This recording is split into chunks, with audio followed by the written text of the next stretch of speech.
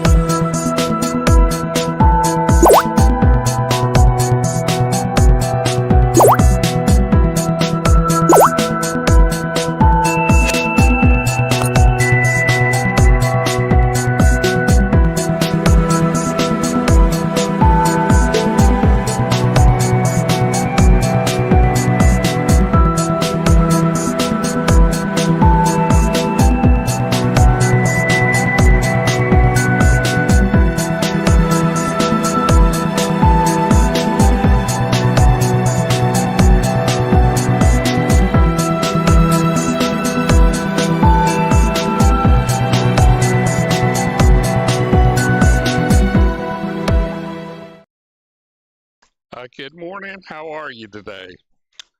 Today we're going to be talking about Curia Julia in just a minute. But when we watch the video, what you'll notice is there's always a bleed over from the previous podcast over to the next. It just so happens that the previous podcast bleeds over more than half of the current video. So I want to just kind of go back and just kind of remind you of what this was. So the first part of the video that you will see in a moment, you'll remember we discussed last time about the Arch of Titus. And so here's a picture of it. You can go back to podcast 18 and watch that. Here is a side view of it. And inside the archway, there were a lot of relief panels that were discussed and things like that. And the header up there, the word inscriptions and things like that, and a map and the general location of it. So today, what we're going to be doing is discussing the Curia Julia. And what this was, it was the Senate House. So in our day, it would be the Capitol in Washington, D.C., the Senate side. So that would be kind of like what that is that you're seeing there. So let's go to the video, and I'll catch you on the other side. Within the arch, both commemorate the joint triumph celebrated by Titus and his father Vespasian in the summer of 71 AD. The south panel depicts the spoils taken from the temple in Jerusalem. The golden candelabrum or menorah is the main focus and is carved in deep relief. Other sacred objects being carried in the triumphal procession are the gold trumpets, the fire pans for removing the ashes from the altar, and the table of shew bread. These spoils were likely originally colored gold with a background in blue. In 2012, the Arch of Titus Digital Restoration Project discovered remains of yellow ochre paint on the menorah relief. The Curia Julia is the third named Curia, or Senate House, in the ancient city of Rome. It was built in 44 BC when Julius Caesar replaced Faustus Cornelius Sulla's reconstructed Curia Cornelia. All right. So you saw what I saw. I was saying that the Curia Julia only just took up just a little bit. So I'm assuming that in episode 20, which, by the way, happens to be the last episode of the Roman Forum series, so it'll probably have a bit more detail about the Curia Julia. So what I wanted to kind of talk about today, I'll go ahead and do the reading like we normally do. Get just a hair feedback. One moment, please. I'm getting a little too much. Okay. Hope that you can hear me okay.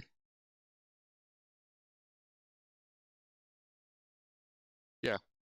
So the Curia Julia, in Latin, it's Curia Ilia. In Italian, same, Curia Ilia, is the third named Curia or Senate House. So this is the third Senate House building that existed in the ancient city of Rome. It was built in 44 BC when Julius Caesar replaced Faustus Cornelius Sulla's reconstructed Curia Cornelia, which itself had been replaced by the Curia Hostilia. Caesar did so to redesign both spaces within the Comitium and the Roman Forum. Excuse me. Got my coffee from McDonald's. The alterations within the Comitium reduced the prominence of the Senate and cleared the original space. The work, however, was interrupted by Caesar's assassination at the Curia of Pompeii, the theater of Pompeii, where the Senate had been meeting temporarily while the work was completed. The project was eventually finished by Caesar's successor, Augustus Caesar, in 29 BC. The Curia Julia is one of a handful of Roman structures that survive mostly intact today. This is due to its conversion into the Basilica of St. Andriana al Foro in the 7th century and several later restorations. However, the roof, the upper elevations of the side walls, and the rear facade are modern and date from the remodeling of the deconsecrated church in the 1930s. Little history. There were many Curia buildings or Senate houses during the history of the Roman civilization, many of them existing at the time. Curia means simply meeting house, while the Senate met regularly at the Curia within the common medium space. There were many other structures designed for it to meet when the need occurred. And you'll see a picture of it. It is a rather small space, so if there were a need to have a large audience, they probably moved to a different building. An example of moving the meeting would be with someone who was not allowed to enter the sanctified curias of the Senate. The Curia Julia, again, is the third named Curia within the Comitium. Each structure was rebuilt a number of times, but originated from a single Etruscan temple built to honor the truce of the Sabine conflict. When this original temple was destroyed, Tullus Hostilius rebuilt it and gave it its name. It lasted for a few hundred years until the Curia was destroyed by fire. from the impromptu funeral of Publius Clodius Pulcher. A new structure was then dedicated to its financial benefactor, Faustus Cornelius Sulla. In fact, the structure now in the Forum is the second incarnation of Caesar's Curia from 81 to 96 AD. The Curia Julia was restored under Emperor Domitian. In 283 AD, it was heavily damaged by fire at the time of Emperor Carinus from 284 to 305. The Curia was then rebuilt by Diocletian, and its remnants of Diocletian's building that stands today. In 412 AD, the Curia was restored again, this time by the urban prefect Annius Euchris Epiphanes. On July 10, 1923, the Italian government acquired the Curia Julia and the adjacent convent of the church S. Andriano from the Collegio or di Spagna, probably a college, for approximately 16,000 liras or pounds. Liras. Not sure. A description of the building. The exterior of the Curia Julia features a brick-faced concrete with huge buttress at each angle. The lower part of the front wall was decorated with slabs of marble. The upper part was covered with stucco, limitation of white marble blocks. A single flight of steps leads up to the bronze doors. The current bronze doors are modern replicas. The original bronze doors were transferred to the Basilica of St. John Lateran by Pope Alexander VII in 1660. A coin was found within the doors during their transfer. That allowed archaeologists to date repairs made to the Senate House and the addition of the bronze doors to the reign of Emperor Domitian, 81 to 96. The original appearance of the Senate House is known from an Emperor Augustus Denarius coin, 28 BC, which shows the veranda held up by columns on the front wall of the building. The interior of the Curia Julia is fairly austere, simple. The hall is 25.2 meters long by 17.61 meters wide. There are 3 broad steps that could have fitted 5 rows of chairs, or a total of about 300 senators. The walls are stripped, but originally veneered in marble 2/3 of the way up. The 2 main features of the interior of the Curia Julia are its altar of victory and its striking floor, which I'll show a picture. At the far end of the hall could be found the altar of victory. It consisted of statue of Victoria, the personification of victory, standing on a globe, standing a reed. The altar was placed in the Curia by Augustus to celebrate Rome's military prowess, more specifically his own victory at the Battle of Actium in 31 BC. The altar was removed in 384 AD as part of a general backlash against the pagan traditions of ancient Rome after the rise of Christianity. The other main feature of Curia's interior, the floor, is in contrast to the building's colorless exterior. Featured on the floor is the Roman art technique of opus sectile, in which the materials are cut. Let me go ahead and show pictures of that.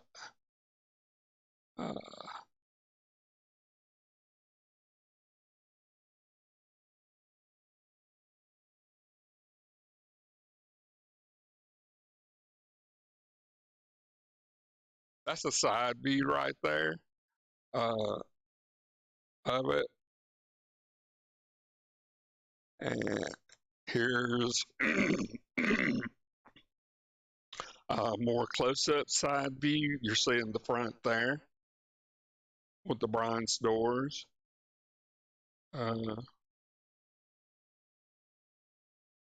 There's a 3D, excuse me, model of it, what it would look like in the heyday back in, and let me see if I can get another picture. One moment. Properties. I mean, it's really pretty.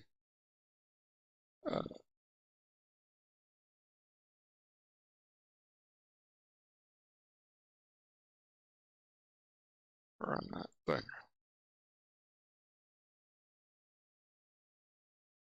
Yeah. So this is the interior showing the floor. Okay. Done. All right. So let me move it over. I think it's a little bit better. There we go. All right. Make it a little smaller. You got to see my beauty, or you don't have to.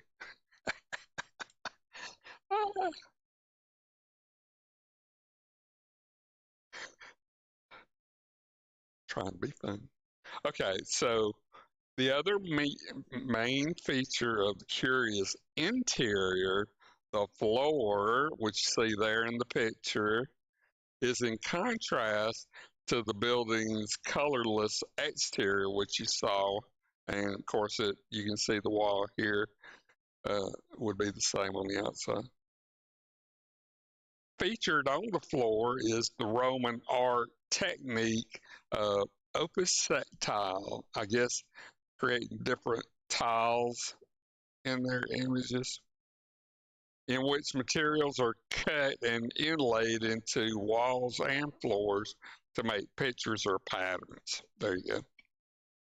That is described by Claridge as stylized rosettes in squares alternate with opposed pairs of entwined cornucopias and rectangles, all worked in green and red porphyry on the backgrounds of Numidian yellow, Phrygian purple. Wow, that's a lot. And I believe to the right is the altar there, altar of victory. It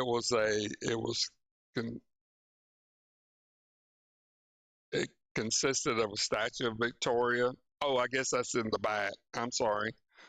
The altar of victory consisted of statue of Victoria, that in red, personification of victory standing on a globe, and a standing wreath. The altar was placed in the Curia by Augustus to celebrate Rome's military prowess. Okay. And so, yeah, okay. All right. The significance of it. So, in his Res Gestae Divi Augusti, Augustus, Emperor Augustus, writes of the project, I built the Senate House with the power of the state entirely in my hands by universal consent. I extinguished the flames of civil wars and then relinquished my control, transferring the republic back to the authority of the Senate and the Roman people. For this service, I was named Augustus by decree of the Senate. In fact, the relinquishment of power was truer in word than in deed. Construction of the Curia Julia coincided with the end of the Republic in Rome. In the past, the Curia Hostilia and Comitium were oriented by cardinal points of the compass, which may have marked them out specifically augurated space and at any rate set them off obliquely from the forum rectangle that formed over the centuries. Breaking with tradition, the Curia Julia was reoriented by Julius Caesar on a more rational line, squared it up with the rectangular lines of the forum, and even more closely with his new forum, to which the new Senate House formed an architectural appendage more in keeping with the Senate's increasing subordination. The reduced power of the Roman Senate during the imperial period is reflected by Curius Julia's less prominent location and orientation. Still, the two buildings had similarities. Both Curia Hostilis Tablia Valera and the Curia Julia's Altar of Victory and the Curia Julia attest to the enduring preeminence of Rome's military despite the reduced role of the Senate. All right, I believe that'll do it on the reading. Let me pull up another picture. Let's see. That's tight, but one moment. I'll show you the doors. These are the bronze doors.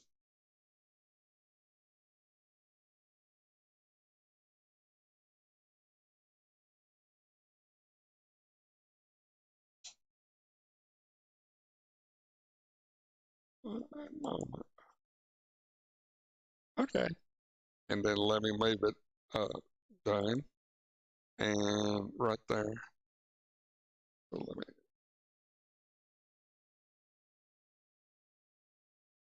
move it over.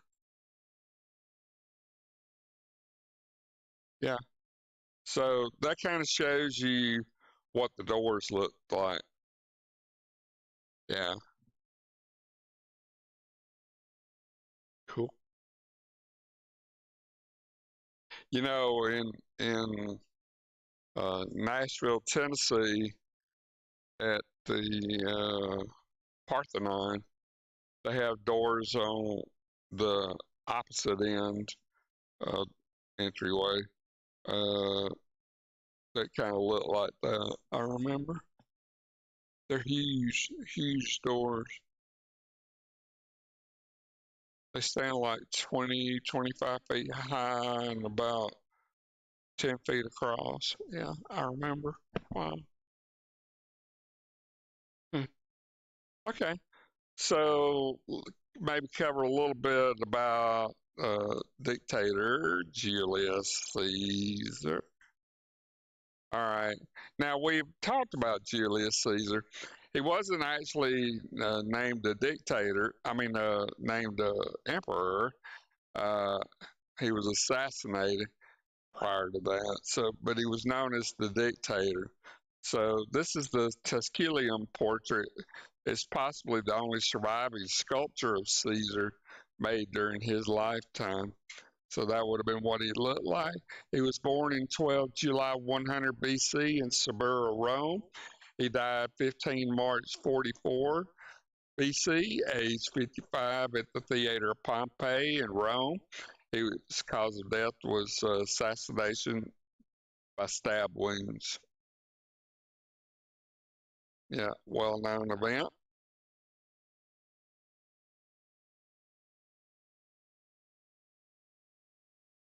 So,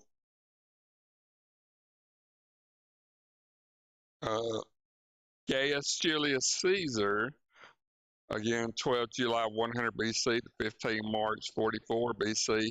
He was a Roman general and a statesman, a member of the first triumvirate. Caesar led the Roman armies in the Gallic Wars before defeating his political rival Pompey in a civil war, and subsequently became dictator from 49 BC until his assassination in 44 BC. He played a critical role in the events that led to the demise of the Roman Republic and the rise of the Roman Empire.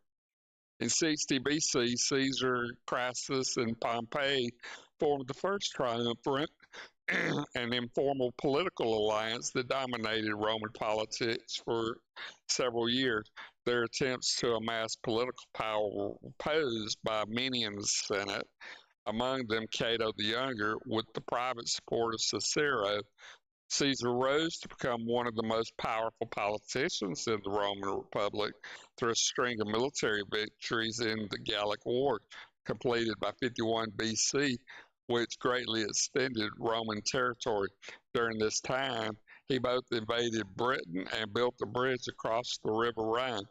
These achievements and the support of his veteran army threatened to eclipse the standing of Pompey, who had realigned himself with the Senate after the death of Crassus in 53 BC.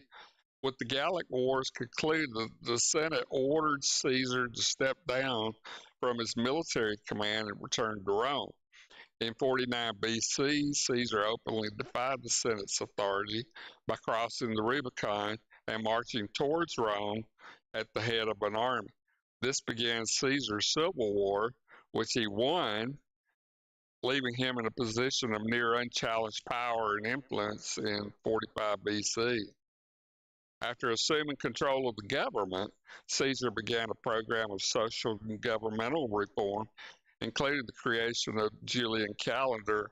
He gave citizenship to many residents of far regions of the Roman Republic. He initiated land reforms to support his veterans and initiated an enormous building program. In early 44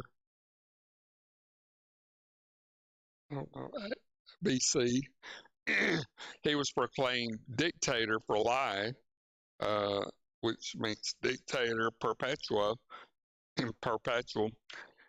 Fearful of his power and domination of the state, a group of senators led by Brutus and Cassius assassinated Caesar on the Ides of March, 15 March. Wow, that was yesterday. Today's the 16th. Wow. In 44 BC, a new series of civil wars then broke out, and the constitutional government of the Republic was never fully restored. Caesar's great nephew and adopted heir Octavian, later known as Augustus, rose to sole power after defeating his opponents in the last civil war of the Roman Republic. Octavian set about solidifying his power, and the era of the Roman Empire began. All right. Well, I think that'll be enough for today. I'll let you review the video again, catch you on the other side. The reason for the video review is to get a little reinforcement. Catch you on the other side. Way within the arch. Both commemorate the joint triumph celebrated by Titus and his father Vespasian in the summer of 71 AD. The south panel depicts the spoils taken from the temple in Jerusalem. The golden candelabrum or menorah is the main focus and is carved in deep relief. Other sacred objects being carried in the triumphal procession are the gold trumpets, the fire pans for removing the ashes from the altar, and the table of shew bread. These spoils were likely originally colored gold with a background in blue. In 2012, the Arch of Titus Digital Restoration Project discovered remains of yellow ochre paint on the menorah relief. The Curia Julia is the third named Curia, or Senate House, in the ancient city of Rome. It was built in 44 BC, when Julius Caesar replaced Faustus Cornelius Sulla's reconstructed Curia Cornelia. All right.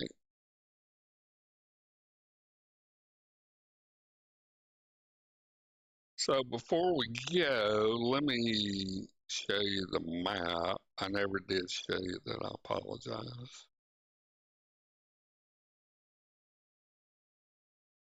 All right. So to the lower right is the Colosseum. So it's on the opposite side of the Roman Forum. On the left is the Via Sacra Road. On the right, the Via dei Fori Imperiali Road. So you can see there in the blue where this structure was at. So yeah, All right.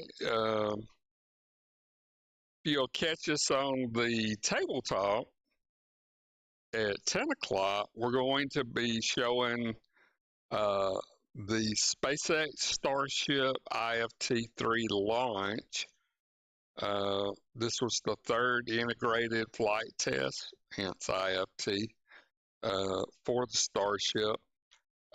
It got further into its mission profile, so the ship did make it into orbit, went all the way over to the Indian Ocean, and dropped into the ocean. But apparently, the rotation, they had some issues with some Starship rotating, or and at first I thought it might have been to get even heating, but that wasn't the case.